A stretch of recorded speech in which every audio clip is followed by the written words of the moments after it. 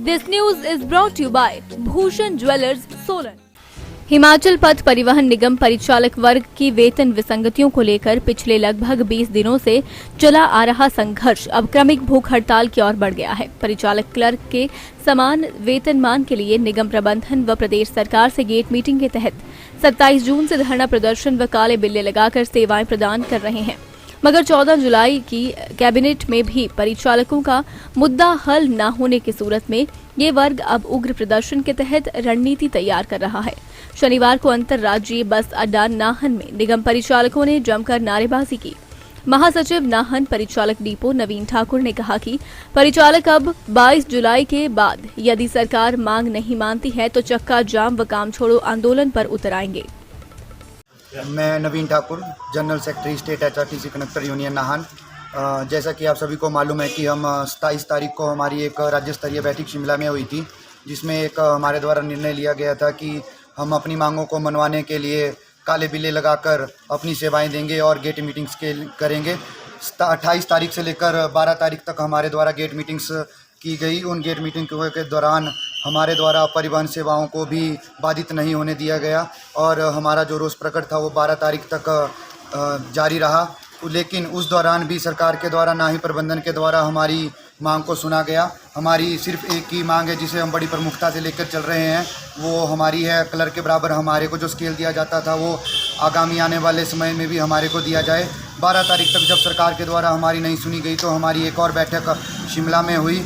जो राज्य स्तरीय बैठक हमारी शिमला में हुई थी उसमें यह निर्णय लिया गया था कि हम भूख हड़ताल के ऊपर जाएंगे और जो हमारी क्रमिक भूख हड़ताल है वो मंडलीय स्तर पर चली हुई है, जिसमें हमारे जो कर्मचारी हैं वो शिमला में भूख हड़ताल पे बैठे हुए हैं। मैं आप सभी को बता देना चाहता हूं कि इस भूख हड़ताल के दौरान पिछले कल रात 11 बजे हमारे एक परिचालक जो कि सुंदरनगर डिपो से हैं, श्री जितेंद्र कुमार जी, उनकी तबीयत भी खराब हो चुकी थी, जिन्हें शिमला अस्पताल में भर्ती करवाया गया था, लेकिन अभी उनकी हालत स्थिर है। लेकिन भूख हड़ताल का आज चौथा दिन है, लेकिन सरकार के द्वारा आज चौथे दिन भी हमारी नहीं सुनी जा रही है। क्यों सरकार के द्वारा हमारे परिवहन के कर्मचारी को अनदेखा किया जा रहा है?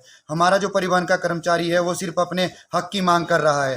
क्लर्क के बराबर स्केल दिया जाता था और 2006 के बाद कर्मचारी को अनदेखा करके उसे बहुत नीचे लाया गया। 6th पे कमीशन लागू होने के बाद भी कर्मचारी को फिर से अनदेखा कर दिया गया।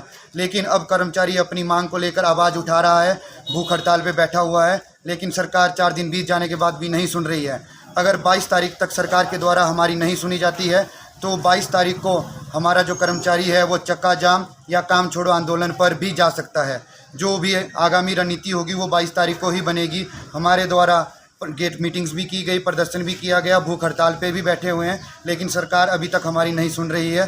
तो 22 तारीख को अगर ऐसी कोई रणनीति बनती है तो इसकी पूरी जिम्मेवारी निगम और प्रबंधन की रहेगी। दिव्य हिमाचल टीवी के लिए नाहन से सुभाष शर्मा की रिपोर्ट। पारंपरिक व आधुनिक आभूषणों को लेकर प्रदेश में ब्रांड बन चुका भूषण ज्वेलर्स अपने ग्राहकों के लिए विस्तृत रेंज उपलब्ध करवा रहा है। भूषण समूह लगातार 50 वर्षों से विभिन्न क्षेत्रों में अपनी सेवाएं दे रहा है। मात्र कुछ ही वर्षों में आभूषणों की दुनिया में अपनी पहचान कायम कर चुका ये शोरूम अपने बेहतरीन डिजाइनिंग के लिए ग्राहकों की पहली पसंद बन गया है। आभूषण चाहे सोने के हों या फिर हीरे व चांदी के, इनके डिजाइन का कोई सानी नहीं है। वैरायटी, विश्वसनीयता और ग्राहकों की उम्मीदों पर खरा उतरने का संकल्प लिए ये ब्रांड निरंतर सफलता के नए आयाम स्थापित कर रहा है।